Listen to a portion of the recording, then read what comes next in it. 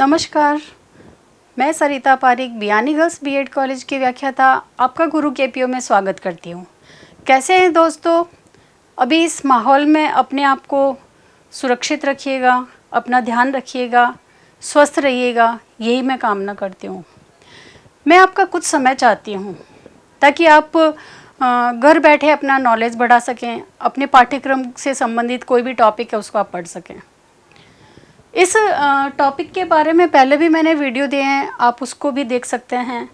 और आज मैं आपको बताने जा रही हूँ मौखिक अभिव्यक्ति क्या होती है और इसकी क्या विशेषताएं होती है।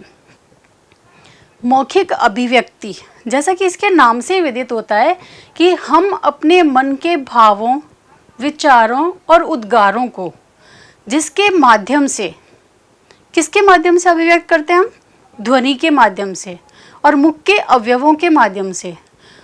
इनके माध्यम से हम अपने विचारों और भावों और मन के उद्गारों को व्यक्त करते हैं, उसे हम मौखिक अभिव्यक्ति कहते हैं। मौखिक अभिव्यक्ति जिस व्यक्ति की जितनी अच्छी होती है वो उतना ही अपने जीवन में सफल होता है। मौखिक अभिव्यक्ति तभी अच्छी हो सकती है जब हम बालकों को बार बार बोलने के अवसर प्रदान करें।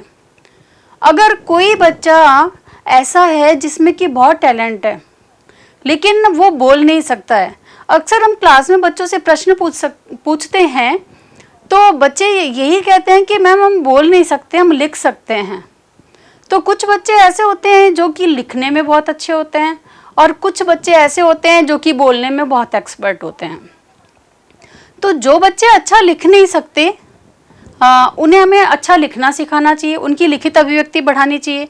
और जो अच्छा बोल नहीं सकते उनको हमें बोलने के लिए बार बार प्रेरित करना चाहिए, उन्हें हमें बोलने के अवसर देने चाहिए और उनकी हमें प्रशंसा करनी चाहिए, उन्हें हमें मोटिवेट करना चाहिए कि हाँ शाबाश तुम बहुत अच्छा बोल रहे हो। इससे बच्चा अपने आप में उसमें हीन भावना नहीं आएगी और वो सोचेगा कि हाँ मैं बहुत अच्छा बोल रहा हूँ, और इस तरह से वो सेल्फ मोटिवेट होगा और बहुत अच्छा बोलने लग जाएगा। तो मौखिक अभिव्यक्ति की क्या विशेषताएं होती है, आज मैं उसके बारे में आपको बताऊंगी। पहला है स्पष्टता। जब भी व्यक्ति अपने विचारों को किसी के सामने बोले, बताए किसी को या किसी से बात करे तो उसका उच्चारण है वो बहुत ही स्पष्ट होना चाहिए, शुद्ध होना चाहिए। क्योंकि अगर कोई व्यक्ति बोलने में बहुत जल्दी बोलता है और उसने अपनी बात सामने वाले को बहुत जल्दी बोलकर कह दी लेकिन वो स्पष्ट नहीं बोला तो फिर सामने वाले को उसकी बात समझ में नहीं आई और वो उस कार्य को कैसे करेगा, नहीं कर सकता। इसलिए बोलने में हमें ध्यान रखना चाहिए कि हम शुद्ध बोलें और स्पष्ट बोलें। नेक्स्ट है स्वाभाविकता। बोलने में स्वाभाविकता होनी चाहिए, बनावटीपन बिल्कुल नहीं होना चाहिए।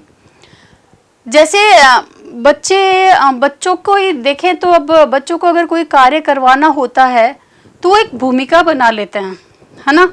और अपनी माँ को स्पेशली अपनी माँ के पास कुछ ऐसा ऑरा क्रिएट कर देते हैं जिससे कि माँ प्रभावित होकर उनकी बात को मान ले, है ना। तो लेकिन और कुछ बच्चे ऐसे होते हैं कि जो बाहर कहीं जब जाते हैं, दूसरों से मिलते हैं तो उनकी भाषा में स्वतः ही बनावटीपन आ जाता है। वो बनावटीपन नहीं होना चाहिए, स्वाभाविकता होनी चाहिए बोलने में, तभी हमारी मौखिक अभिव्यक्ति है वो अच्छी बन सकती है। नेक्स्ट आता है मधुरता। मधुर वाणी। मधुर वाणी तो सभी को अच्छी लगती है। जो मधुर बोलता है, अच्छा बोलता है, सभी लोग उससे बोलना पसंद करते हैं। जो कर्कश भाषा में बोलता है, अपशब्द बोलता है, अच्छा नहीं बोलता है, लोग उससे दूर भागते हैं, उससे बोलना भी पसंद नहीं करते हैं। इसलिए हमारी जो अभिव्यक्ति है, हमारे बोलने का तरीका है, हमारी जो वाणी है वो मधुर होनी चाहिए, उसमें मधुरता होनी चाहिए, मीठी वाणी बोलनी चाहिए। इसीलिए कहा गया ना कि मीठी वाणी बोलिए, सॉरी। नेक्स्ट है बोधगम्यता। हमें ऐसे शब्दों को बोलना चाहिए जो कि सब लोगों को उसका ज्ञान हो, है ना। जैसे मान लो कि एक हिंदी मीडियम का बच्चा है और वो अपना स्पीच दे रहा है, या कोई ऐसा व्यक्ति है, स्पेशल किसी का लेक्चर हो रहा है स्कूल या कॉलेज में, और सामने बैठे हुए जो बच्चे हैं वो हिंदी मीडियम के हैं, उनको हिंदी ज़्यादा समझ में आती है, और उस व्यक्ति ने अपना लेक्चर इंग्लिश में दिया, बहुत ही अच्छा दिया, बहुत ही ज्ञानवर्धक था, लेकिन सामने बैठे हुए बच्चों को कुछ भी समझ में नहीं आया, इसलिए उनका वो लेक्चर देना व्यर्थ है, क्योंकि सामने वाले को कुछ भी बोध ही नहीं हुआ, उन्होंने कुछ ग्रहण ही नहीं किया। इसलिए हमें ऐसी भाषा, ऐसे शब्दों का प्रयोग करना चाहिए जिसका कि सभी को ज्ञान हो। नेक्स्ट आता है शुद्धता। अध्यापक को इस बात का बहुत ध्यान रखना चाहिए कि वो क्लास में पढ़ाते समय शुद्ध भाषा बोलने का प्रयास करे, और बोर्ड पर भी लिखे तो उसे शुद्ध लिखना चाहिए। क्यों? क्योंकि बच्चे उसका अनुकरण करते हैं। अगर बोर्ड पर टीचर ने अशुद्ध लिख दिया है और बच्चों ने उसको देखकर अपनी कॉपी में लिख लिया है, और घर जाने के पश्चात अगर उनके पेरेंट्स उसको चेक करते हैं और बाय चांस वो कह दें कि ये तो गलत लिखा हुआ है, इसकी मात्रा तो गलत है, तो बच्चा उस चीज़ को नहीं मानेगा। वो कहेगा कि नहीं, मेरे टीचर ने बताया है, मेरे टीचर ने लिखा है, इसलिए यही सही है। आप जो बता रहे हैं आपको पता नहीं है, आप गलत बता रहे हो।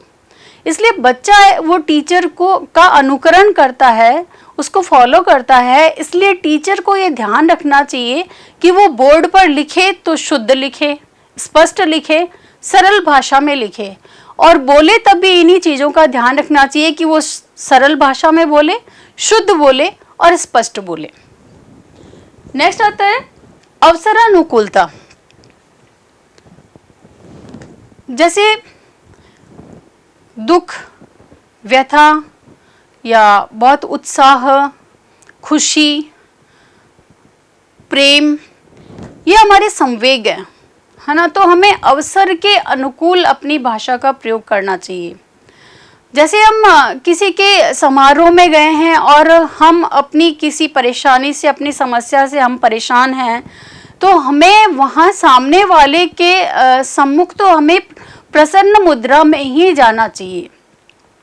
अगर हम अपनी परेशानियों से परेशान हैं तो हमें दूसरों को ये अभिव्यक्त नहीं करना चाहिए।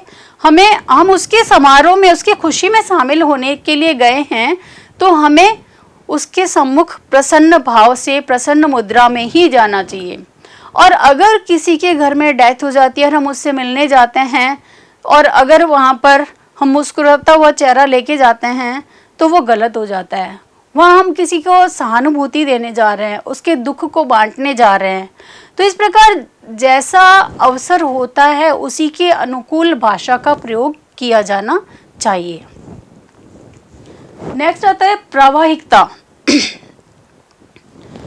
बोलने में प्रवाह होना चाहिए, लेकिन प्रवाह के साथ साथ हमें भाषा की सरलता, शुद्धता और स्पष्टता का भी ध्यान रखना चाहिए।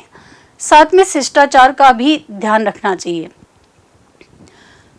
जैसे कई लोग अपनी बात को बहुत ज़्यादा घुमा फिरा कर कहते हैं, तो बात को बहुत ज़्यादा घुमा फिरा कर और बहुत सारी भूमिकाएं बनाने की बजाय उसको सीधे सीधे शब्दों में बोलना चाहिए, और प्रवाह इतना ज़्यादा नहीं होना चाहिए भाषा का कि सामने वाला हमारी बात को न समझ पाए।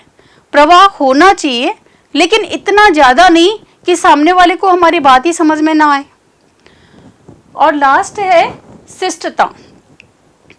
मौखिक अभिव्यक्ति करते समय, अर्थात किसी से बात करते समय, हमें शिष्टाचार का पूरा ध्यान रखना चाहिए। और ये एक टीचर को बच्चों को भी सिखाना चाहिए कि वो बड़ों से किस प्रकार पेश आए और बड़ों के साथ कैसा व्यवहार करे, छोटों के साथ कैसा व्यवहार करे।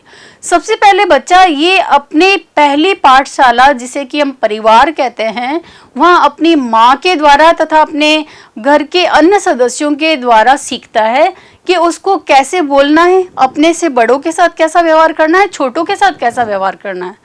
तो ये सब हमें शिष्टाचार बच्चों को सिखाना बहुत ज़रूरी है, तभी वो एक बहुत अच्छा नागरिक बन सकता है, तभी वो समाज में प्रशंसनीय पद प्राप्त कर सकता है, तभी उसका समाज में लोगों के साथ अच्छा रिलेशन बन सकता है।